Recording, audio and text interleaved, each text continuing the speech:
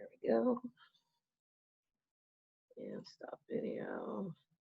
All right, so a few things I want to talk about before we get into the lecture today. And share screen.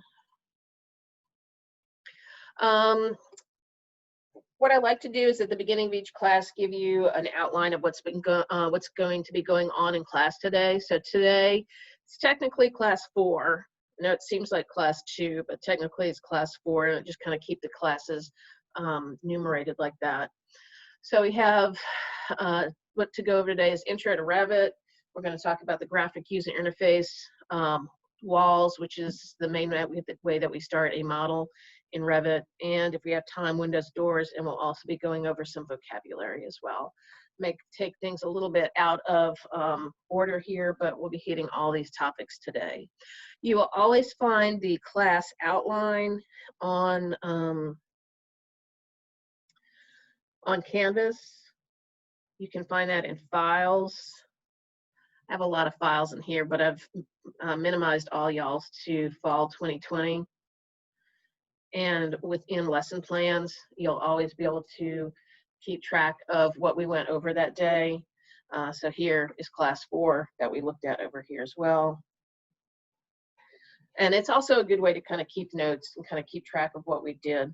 What I've had students do in other classes is print this out and they make notes right on here, or just it's editable as a Word document, and you can continue to make edits on here as well. As we go through class, you will need to take notes, and I do try and stress the times that it's best for you to write stuff down, but do be sure that you're taking notes throughout class. It's also really great to take notes when we start Revit. Some people just like to kind of watch and kind of remember, but as we get into it, you'll notice that if you forget one step, then the whole process is kind of messed up. So sometimes it's good to have that step by step. That is in the book as well, but I've found previous students that have taken notes, that's really kind of helped them in the past. So it's just another idea for y'all. Okay. So also in Canvas, I've uploaded the semester calendar. That's there for y'all just to kind of keep track of what's going to be going on throughout class. I keep y'all well updated throughout the semester, but this is also good to know. One thing I do want you to take note of now is September 28th. That is the beginning of midterms. It's not a lot of time for us. It's like a month away, so we do have a lot to do within that time period. So our midterm project is going to be due at the beginning of class on Monday the 28th, and your midterm will be Wednesday the 30th. We will be doing a review for the midterm on the 28th, but your midterm will actually be on the 30th, and that will be all online. We'll go over more information on that as needed, but you may want to make note of those dates now. All the rest of the information is here. We'll keep you updated, but those are important dates to know. All right, what else do I have? All right, any questions about, I have a cat, so I have a couple cats. Sometimes they may come in on screen, so sorry. So what we're gonna do today is go back to our outline, and we'll start off class. Any questions before we go into the lecture? Anytime y'all have a question, just speak out, no problem. All right, so as we are getting into Revit, one of the things that you're going to see a lot throughout the lecture and throughout books, anytime you're dealing with kind of a 3D modeling program, you're going to hear about BIM. BIM stands for Building Information Modeling, just like we have on here. You'll see that come up in a quiz in the future. And basically that is a 3D model-based architectural program where we can combine the architecture, engineering, and construction professions into one 3D model. And it's a very efficient planning tool for designing and constructing. It's a great way for us to create something to show a client very quickly what their project is going to look like. It's a great way to sell a project because you have a model very quickly done, and then also we can render that. And another good aspect of this is a lot of the information building information modeling, a lot of the information that you put into the Revit, you can extract and help you create schedules, door schedules, window schedules. We'll talk about that a little bit further, but you can pull that information out to help you create a better plan for building the building. Also, the fact that Revit and other BIM programs allows you to integrate many different aspects of the building process, such as MEP. Those of y'all in my MEP class, this is why we'll be using Revit as well. So we have it as architecture, we have it as mechanical, electrical, plumbing. We can combine all those and structural. So there's a lot of different ways that we can use this. It makes the design process and building process much easier. So keep BIM in mind. As we go through this, it'll come up and it'll be on a quiz or something like that. Since we're doing vocabulary, I'm going to go ahead and jump straight to the vocabulary because all this other stuff kind of goes together. So the vocabulary is going to be located in Canvas, in your files.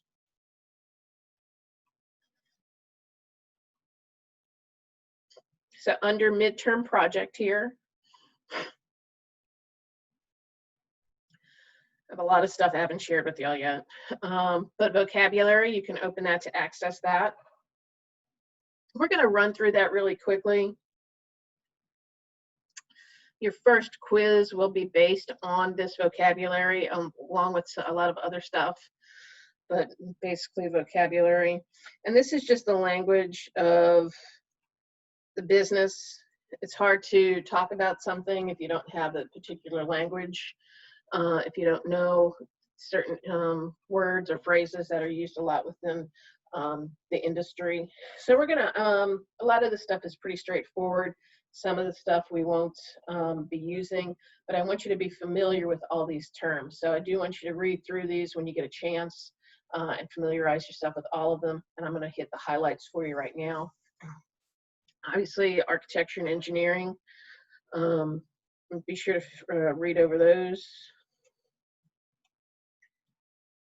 And you can be making notes as we go through here.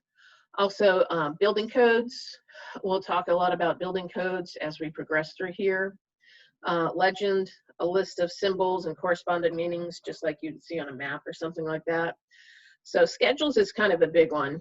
We'll talk about a little bit. We'll learn how to pull out a schedule within Revit, which is really nice. And that's just a list of building products that are going to be used within your project itself, such as doors, windows, framing. There's many different things that we can create a schedule out of, and this is just a way to make things easier to read for our contractors. Whoops, went too fast. Specifications, that's another big one. So take note of specifications. Not only in architecture are we producing a set of drawings to create a building, but we're also creating specifications, and specifications are the written directions for a job. This writes out everything, and it's a very coded way to keep track of how the architect wants the building built. It can go down to, what type of windows you use, what type of paint, things like that. And these specifications can range from small booklets to, I've seen them in like 3 volumes of information that's used to create a building. So one thing I do want you to make a note of right now is we're going to talk about construction documents a lot. Construction documents are the plans, the drawings, which are plans and specifications needed to turn in for a bid for your contractor to bid on. So if I ask you what construction documents are the plans and specifications needed to create the building. Just read through those other ones there. Elevation, you'll hear me talk about a lot. 2 things in elevation. It's the height from the ground level up, which makes sense, but it's also, and how we'll refer to it more in this class, is the view that we're taking if you're looking at a specific building in space. So if you have your north elevation, it's like you're standing on the north side and you're looking at it like you just took a picture of it. So when we're talking about elevations, we're talking about the way that wall looks, such as like this elevation behind me, what that wall looks like back there. So that would be like my south elevation.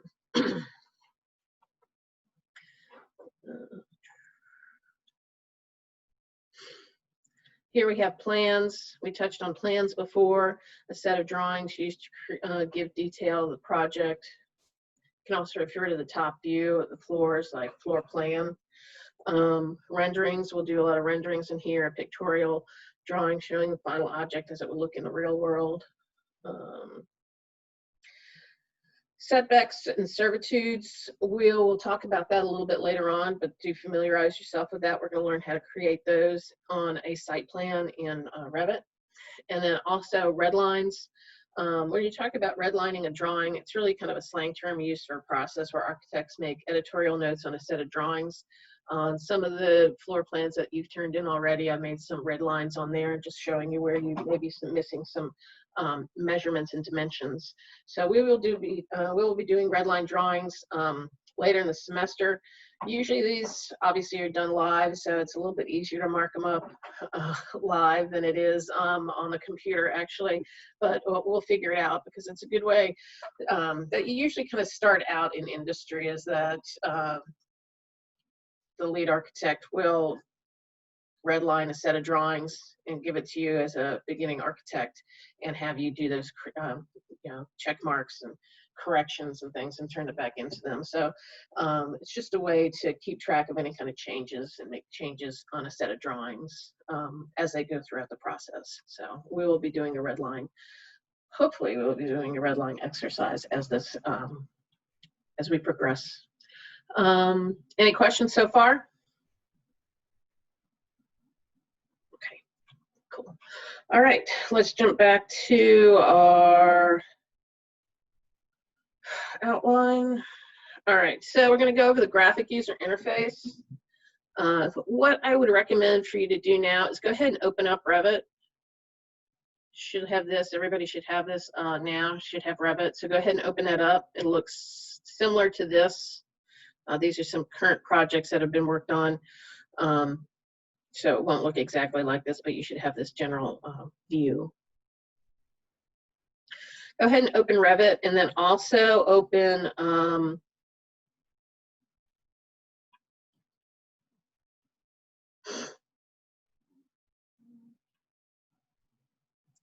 your Revit user interface in Canvas right here. And we'll kind of go through those. This is much easier to go through when we usually have two screens, but we'll do our best going at it one screen at a time. But go ahead and open Revit and Revit user interface at this moment. So let me check.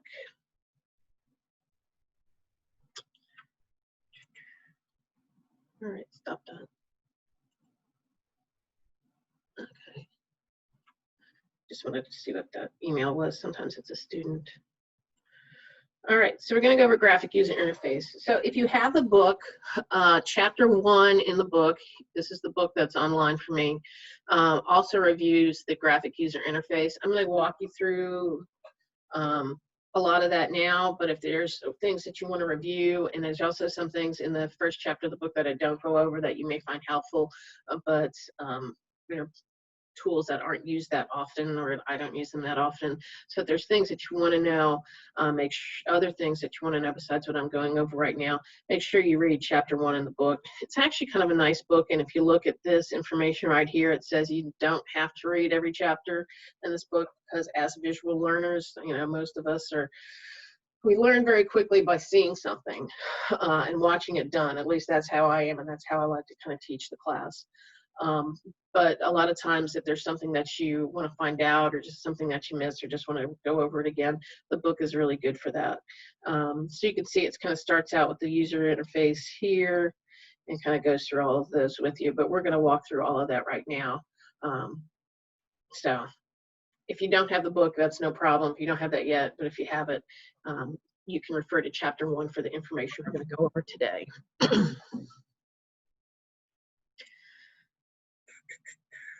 All right, so I've got Revit open here. When you open Revit, it's going to look like this. A couple of weird things that are going on that people have told me when they've uploaded Revit from Autodesk. So when we're starting a project, we obviously want to go to New. And the most important thing that we want to do is select the right template. but a lot of people and myself have not had templates that have been downloaded on here.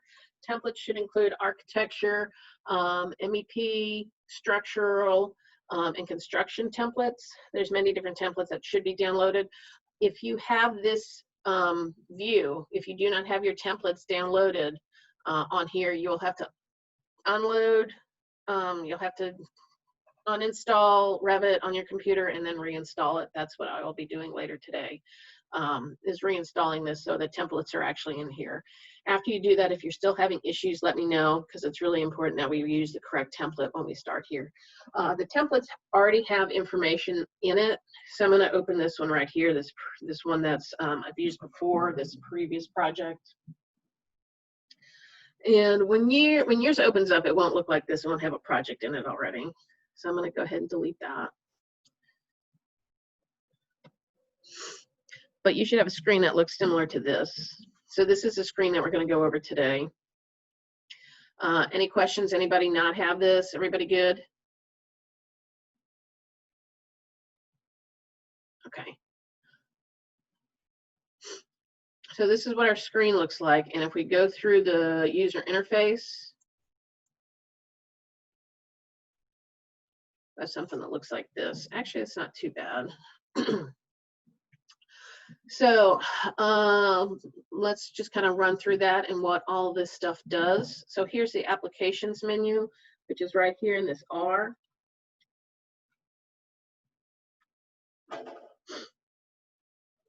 And when we open that up, you can see we have options. We don't really work with that a lot. It's actually located in our file here. So we don't really use that too often. We'll go into that a little bit as we get that. So another big thing on here is the quick access toolbar. We will use that a lot. And just as it's called the quick access toolbar, it's where we can store a lot of tools that we use quite often. And that is, keep getting in my way. All right, one thing about the quick access toolbar is we can change its location. If you do this little drop down, you can do show below the ribbon, and you'll notice how it moved down here. It's up to you, up to your preference where you would like to put that. And since you are working on your own Revit, you can customize this as much as possible. I do not recommend to do that at school because it's very frustrating when other people have to come in and work on the same computer and everything is in a different spot. But since this is your computer that we're working on, you can make any kind of personalizations that you do want. You can even add more stuff to the quick access toolbar, which is one of the reasons that people like to move it down here, because as you add stuff, it kind of fills up along here. But if it's located above, you can see we don't have quite as much room. So I do like to have it located below the ribbon. So just for continuity's sake, maybe everybody should do that. As we progress through, we'll go ahead and just talk about what each individual one of these things does. After we finish the entire graphic user interface lecture. All right, so that's quick access toolbar. The next part of, excuse me, the next part of the graphic user interface we want to take a look at is this entire section up here. So here we have our different tabs. And this entire ribbon. This is where things are actually kind of like, everything is kind of driven from. The main tab that we are going to be working in is this architecture tab. You can see we also have structural, steel, systems. This is like for MEP class and a whole bunch of other stuff that we'll go over. But our main tab that we're going to be working in is architecture. So when I refer to something, when I want you to draw something, I'm going to make reference to architecture tab, and then the ribbon is broken down into panels. So we see this panel right here is the build panel, circulation panel, model panel, room area, etc. So what I'll usually do is refer to architecture tab, build panel, and then the specific tool within that panel. So here we would have the wall tool.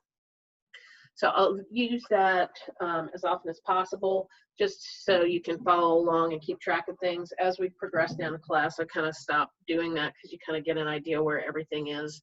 But if you do want me to continue doing that, let me know as well. So,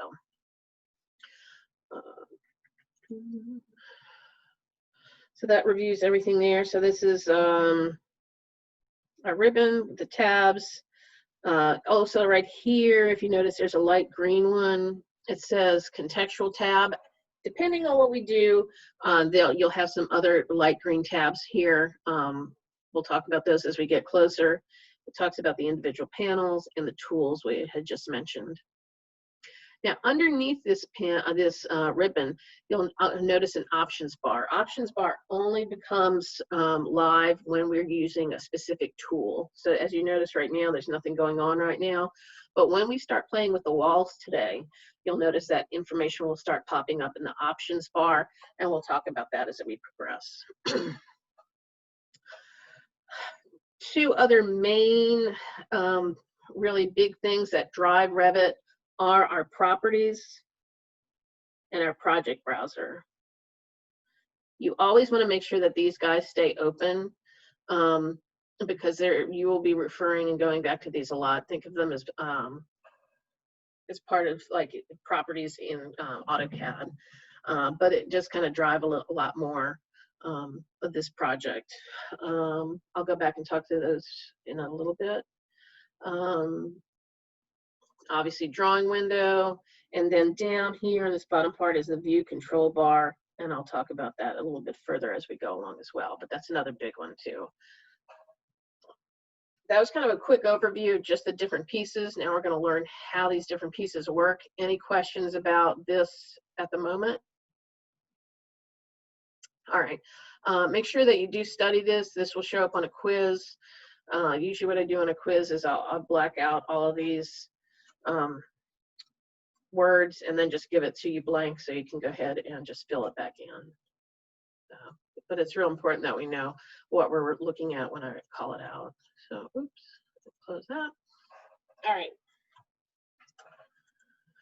So to figure out how all this stuff works, the easiest way is to start working with it, which is we're going to start talking about walls and see how all those different pieces interplay together, and then windows and doors. But whenever we're starting a project, starting a model in Revit, we're always going to start with the walls. The walls are the main foundation for this, how we kind of put everything together. And there's many different ways that we can manipulate the walls. But as we work through the generalities of walls, and then also the specifics of them and how we can personalize them, create our own walls, you'll notice that that same process is going to carry on from learning the walls to doors and things like that. So it's real important to understand just that foundation of it. So we're not going to have any projects that are going to be due this week because of the storm. It's going to put us back. But what I want you to do is take these basics that we learned today and just kind of play with them over the weekend so we can really start hitting the ground running Monday, which should be great. So let's just kind of play with the walls today. And how we're going to do that is from this screen right here.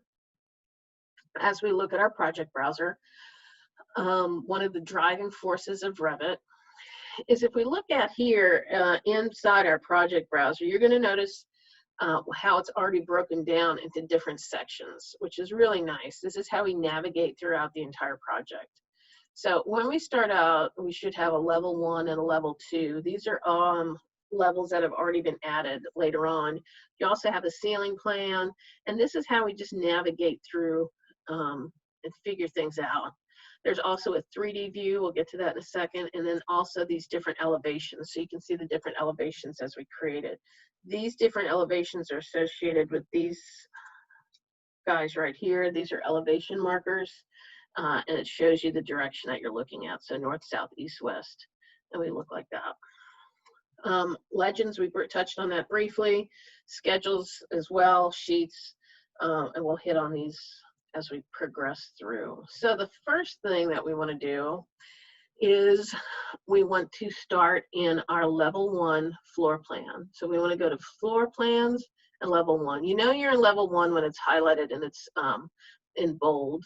So if I wanted to go to level 2, I double click on that. Level 2 is now bold. This is now my level 2.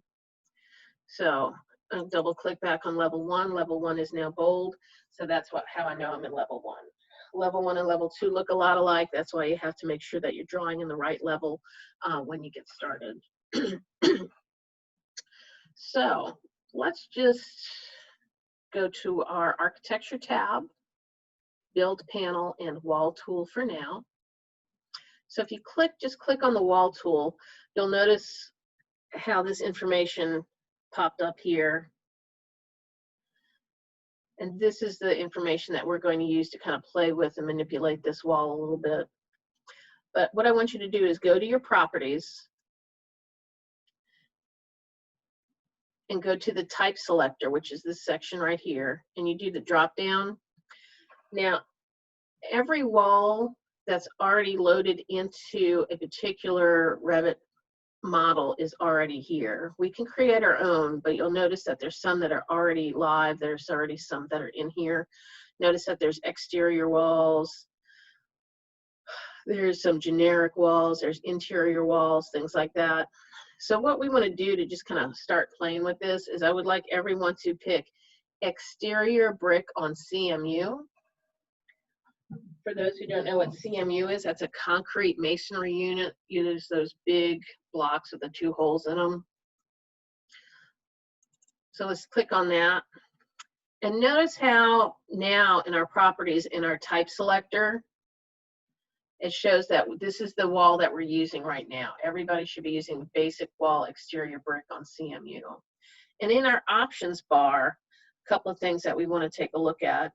You notice here it says 20 foot.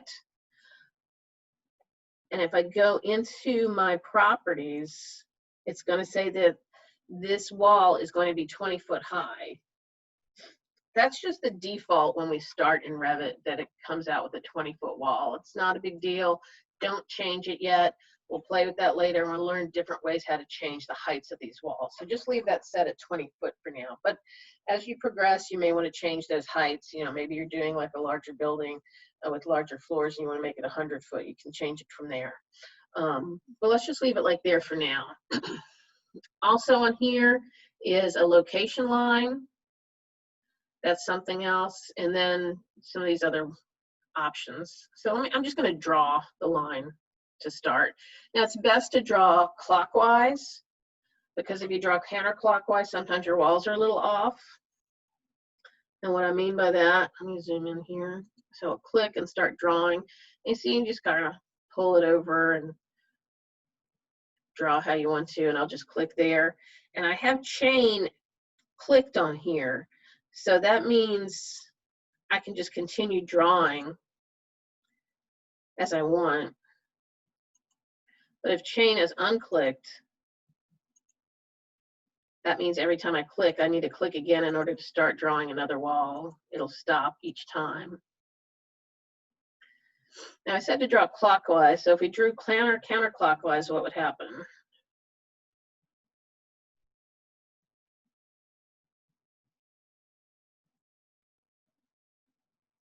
If I zoom in on these 2 walls, now come down to the visual styles bar. And if we take a look at this one right here, at this visual styles, you'll notice there's different ways that we can set that. This one is set to wireframe, but if you click on that, you'll notice that we can do hidden lines, we can do shaded, we can do consistent color, we can do realistic. Now let's see what happens when we hit hidden lines.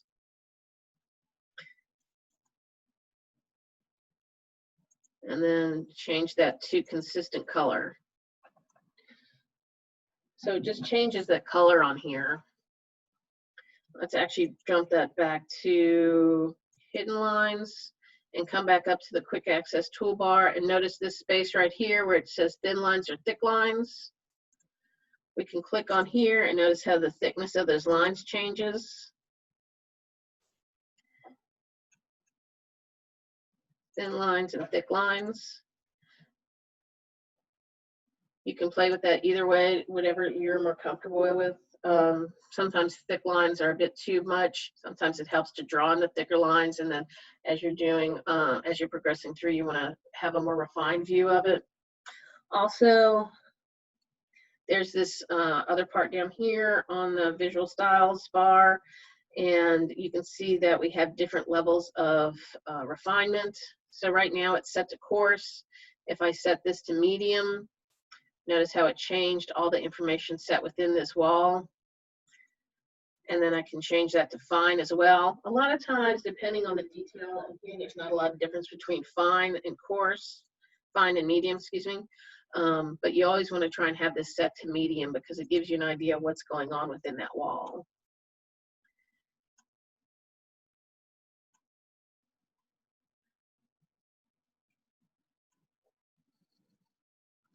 All right.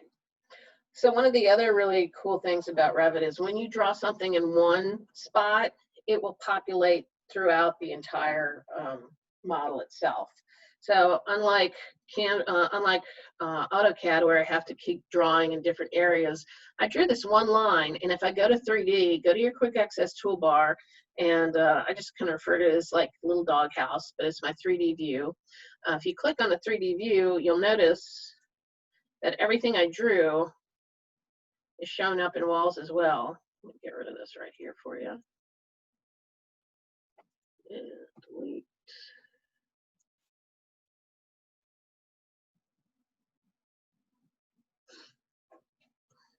So even though I just drew a couple of lines in my level 1, when I go to 3D, I've got all these walls set up.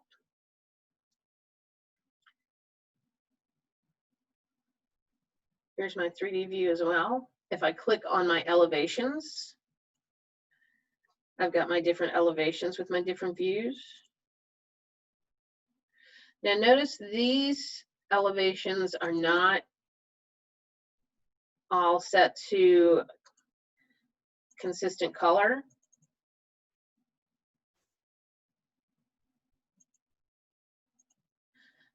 So each individual view, you can change what you want it to look like. If you want all of them to be consistent color, you can do that. If you want them to be shaded, you can change that. The visual styles that I prefer people to work in are hidden lines and consistent color. Shaded gets a little bit confusing at times. So you can see why, because we have, obviously it's has to do with like the pattern of the sun, but some of it can be a bit dark and sometimes it can be a bit confusing to draw on that. Realistic, as it says, it's what a realistic view of it looks like. You can see if we zoom in on here, this now looks like a brick pattern. But once again, sometimes, especially when we're looking at a much bigger drawing, the realistic is a bit slow. It loads really slowly, and it's just not as easy to work with. A lot of people do like to work in this one, but if you can get in the habit of just working in consistent color, I think you'll find that works a lot better. And then also hidden lines. So it's kind of fun that you can kind of just draw like some quick walls. The walls are set to 20 feet. They're like this.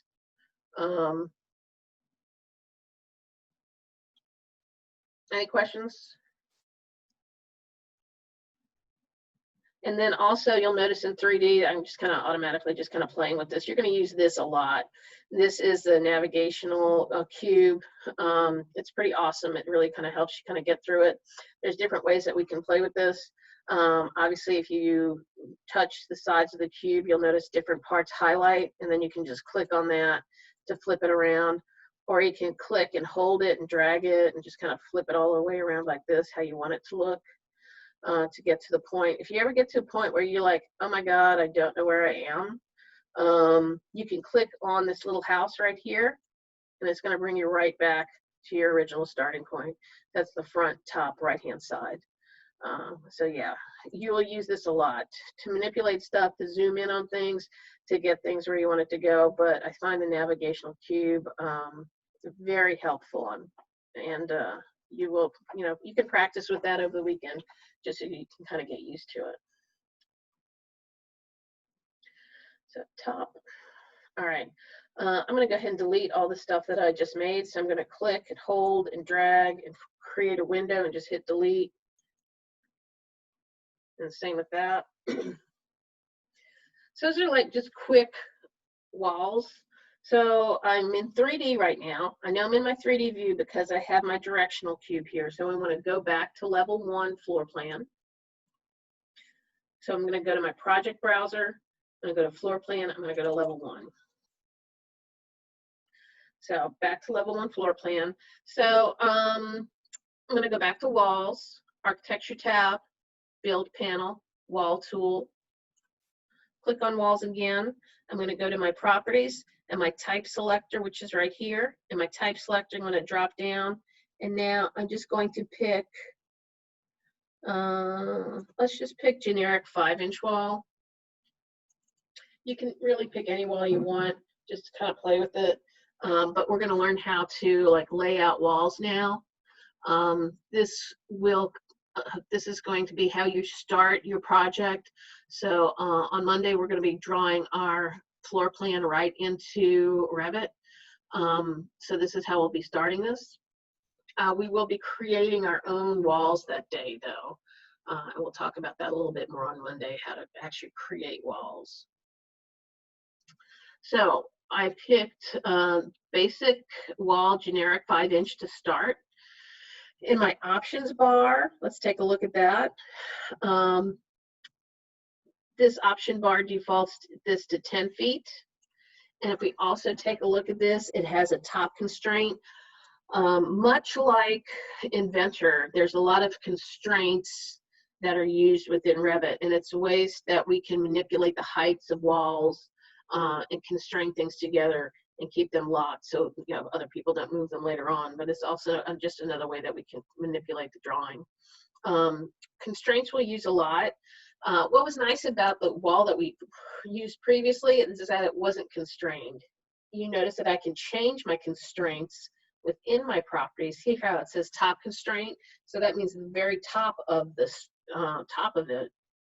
I can use the drop down, and here I can change, unconnect this, and now it's not connected. It'll make more sense as we go along, but just, yeah. Now I can change, if I wanted to change this to 20 foot, I could.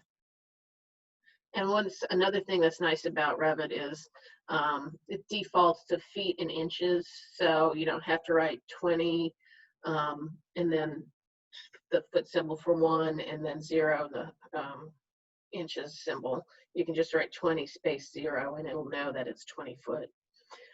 So here I changed the height of it to 20 foot.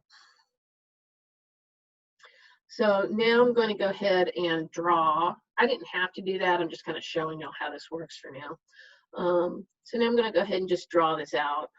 And notice how it comes out in feet. And I'm going to click and just kind of finish that right there. So my chain was off, so it's not going to continue going. So if I click the chain back on, then once I click, it's going to continue to keep going like that.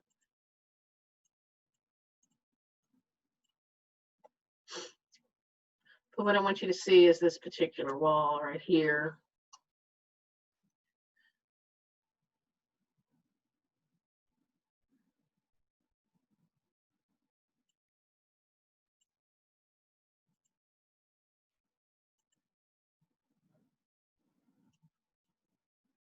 So what I did there in order to cancel that tool, so I was drawing, have the chain on, and every time I click it ends and then it starts again.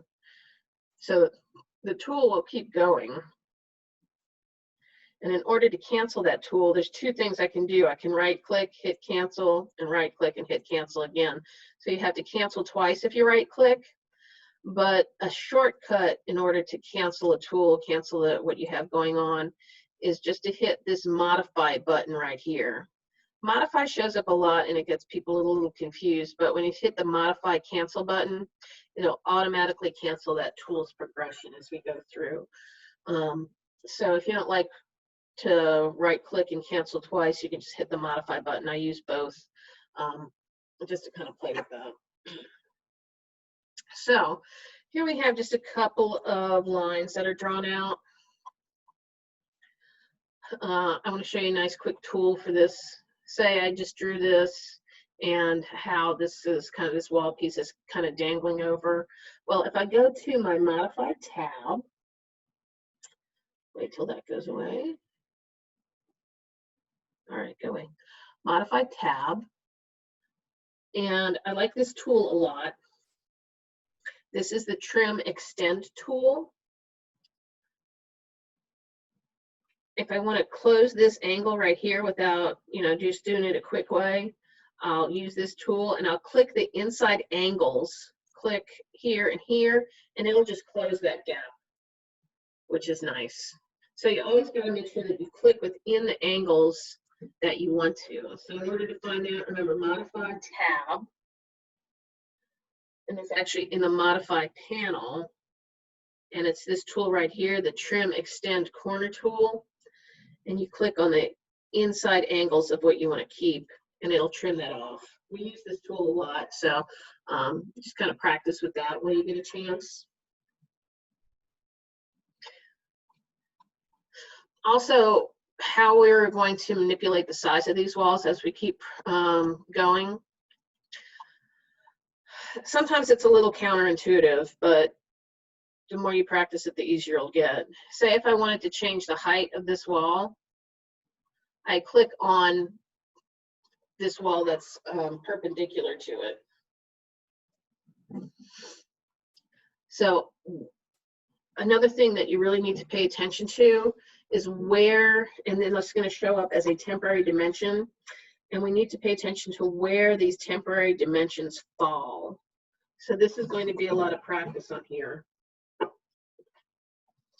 Because as you know, when you're reading a set of plans, you need to pay attention to where those dimensions are falling.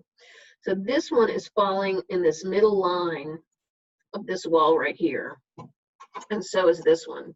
But as we created our floor plan from our house, we did our inside measurements. We did from internal wall to internal wall. So we need to make sure that this dimension marker falls on this internal wall line.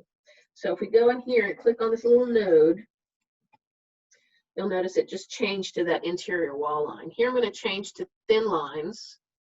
Whoops, let's flip that back again.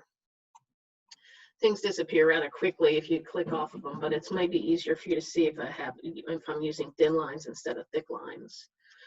This other temporary dimension showed up, but I don't really need that right now. And if I click on the node again, and you just click on it, it'll cycle through.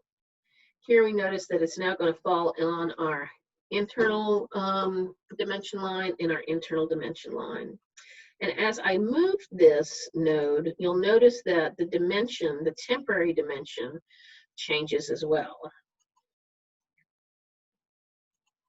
So this is why it's really important for your dimensions to make sure that you get these temporary dimensions set to the right place, because this is how we're going to get our correct dimensions on our floor plan. So from my internal wall to my other internal wall, this dimension is set to 13'7".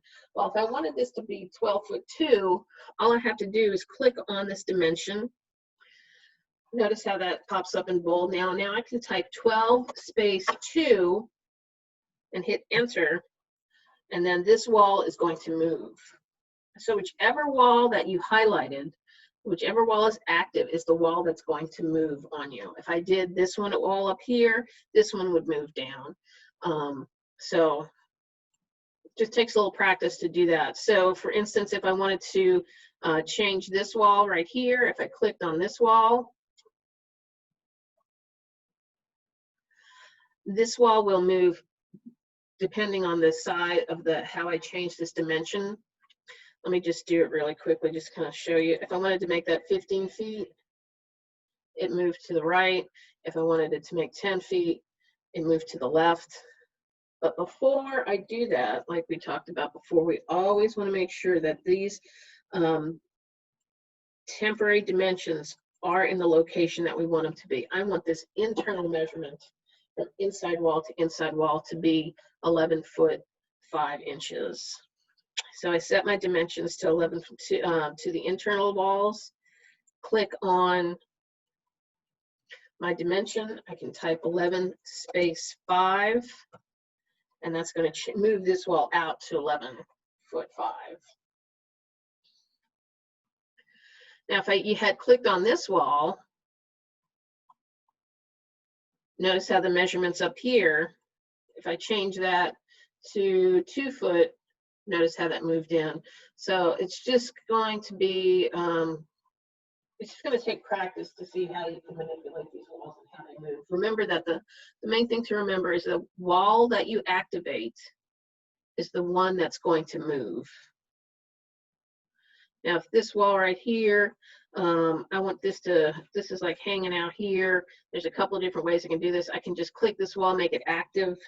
Notice that this node right here is active, and I can just pull this back, and it's just going to suck those walls together and close that. If I wanted to get rid of this right here as well, I could go back to my modify panel, modify tab, and my trim extend tool, and click the internal angles, and that could trim that off as well. So now I have like a nice, just have a nice square. I don't have those extra pieces. So there's many, many different ways to manipulate the sizes of these walls and the shape and the shapes and things like that. Also, if you have, let's go back to our architecture tab. When you're drawing your walls, if you have rounded walls or if you have walls of different shapes, we can do that as well. So now I'm going to go back to architecture tab, build panel, wall tool. Notice when I click on the wall tool, if we come over here, there's another panel that pops up. It's a modify place wall panel. There's different ways that Revit will allow you to draw walls now. So we've been using the straight line tool, obviously, but you can also draw one as a rectangle. You can use these other symbols up here. You can do circles, ellipsis, arc. You can use any of these in order to draw the shape that you want. So if you just wanted to do like a quick rectangle, we can click on rectangle and click that there. Oops. When we do that, you'll see that we can change the, once the rectangle is drawn, we can change the shape of it. Notice how as the drawing gets busier and busier, a lot of these temporary dimensions start going to other places that you don't want them to go to, and that does get a little frustrating. But we can change that. We can now move that to this location. So it's no longer attached to here, but it's attached to the wall where we want it to be. And then you can click on these guides. Let's change that to 21 feet. And you can move it like that. So one of the hardest things I think students have, one of the biggest things people have problems with when they're starting out is just getting this initial floor plan laid out, how you want it to work, because it is kind of like playing with a puzzle. I tell people that if you like puzzles, you'll really enjoy this. And most people I find that are into this, this profession do enjoy puzzles because we are figuring things out. As architects, we're really, our jobs are problem solvers. People will come to us with, you know, God knows what kind of requests, you know, put a wall here, how do I make that work? We have to figure that out. And just by the simple act of figuring it out here, it also helps energize that part of the brain and how to help you, you know, look at different options, look at different angles, look at different views of how you can actually solve this problem for yourself, for this project, for a client that you have later on. So as you progress through this one, at the beginning of this, it may be a little frustrating, but just go with it.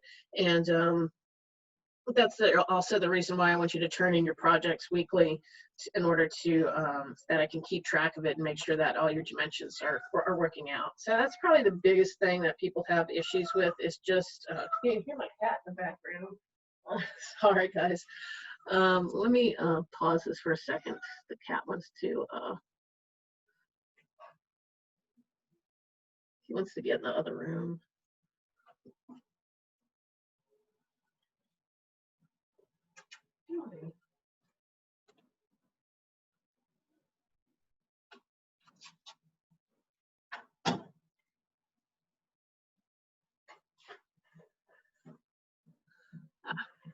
Not sure if that did anything or not. Y'all probably get to know my cats really well throughout class. So I apologize for any inconvenience for that. All right. That's kind of a quick intro to walls. Well, not really quick, because we are coming on at 10:30. What I'd also like to do today is just kind of show you how to use windows and doors, how easy those are to use. And on Monday, what we're going to do is take this knowledge and really refine it and start laying out your floor plans and get that started for you. But yeah, we've only kind of scraped the surface on how to do this today, but it is a lot of intro information on how to get started. So let's jump to architecture tab. And in our build panel, notice we have doors and windows right next to each other. So in order to insert a door or a window in Revit, you have to have a wall active. You have to have a wall drawn. So if I just did doors, click on doors, make it active. In properties, you'll see that this door is now what is active, what's live. If I do click in my type selector, you'll notice that I have other doors that are already loaded into this model. For instance, I have a single flush door and I have these size options. I have this other door and I have this size option. So if I just wanted to use, and I do have the double sliding door available as well. So I'm going to pick a single flush 36 by 80 inch door. And notice how my cursor has just changed to like a little no smoking symbol. It's because I can't place a door in any of these places. I have to go over a wall in order to place the door. And notice as I drop that in and kind of flip that back and forth, it goes from either an internal door or an external door. Well, I can change that as well. And notice it's showing up as a temporary dimension of where I want it to be. So I'm just going to click and drop this door right here. I'm going to drop a couple other ones to kind of play with, and I'm just going to hit my modify tab to stop dropping doors. So hit modify cancel button, and that cancels that tool. So now there's a couple of things I want to do on here. Say I want this door to be closer to this spot right here. Well, here's my temporary dimension. I can click on where I want my measurements to come from. So here it's coming from my internal wall to the edge of the door, which actually be the door opening. And say if I wanted that just to be 6 inches, then put 0 space 6. And now that spacing from that wall is 6 inches. You'll also notice with this door active, we have these little double arrows. Well, here we can flip them, click on them and flip the door. So it faces other directions without having to reload the door or redraw it or anything like that. So it's really nice, nice little tool that we can use. So you can just drop the door and then you can just have it located after.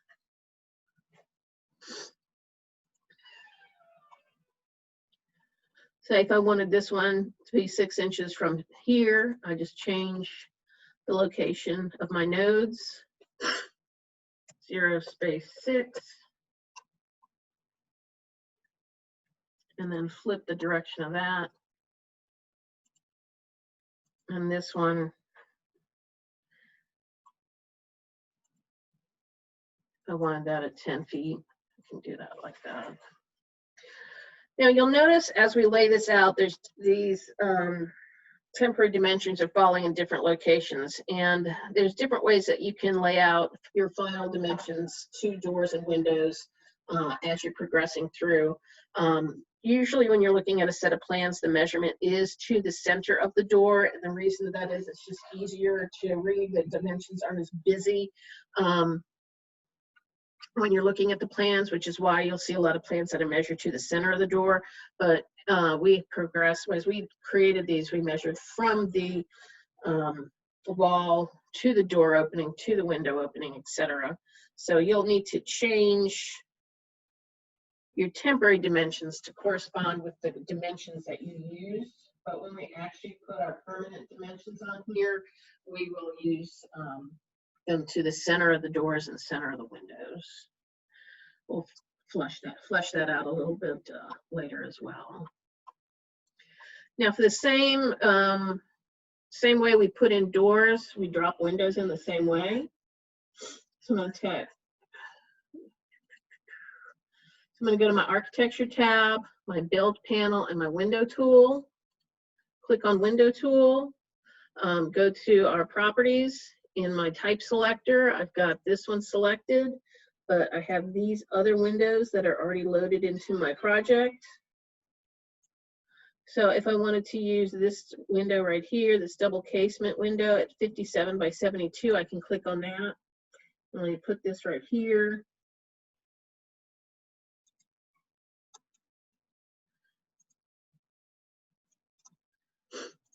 And the same thing with the doors and windows. I mean, with the doors, the windows are the same. You have another toggle to make sure that the window is facing the right direction. A lot of times when you start doing these, you'll notice that your windows are backwards. You always want to make sure when you drop in a window that your toggles, your arrows are on the outside. That way you know your window is facing the right direction. You can flip them very easily, but in order to make sure it's facing the right direction, these are, I'm getting tongue-tied. These arrows always want to be facing out. The same goes for your walls. This is the exterior side of the wall, which is facing out. If you ever draw your walls backwards, you can click this to flip them the other way. But this is just another nice way to make sure that your windows and walls are facing in the right direction. Let's drop in another window. So we'll go back to Architecture tab, Build Panel, Window Tool. Let's go back and pick this fixed window. And notice how the outline, that plan view, is very different for the window from this one, which means it's obviously a different type of window. Here it's facing the correct way. Now it's backwards. And you can also go ahead and click on 3D.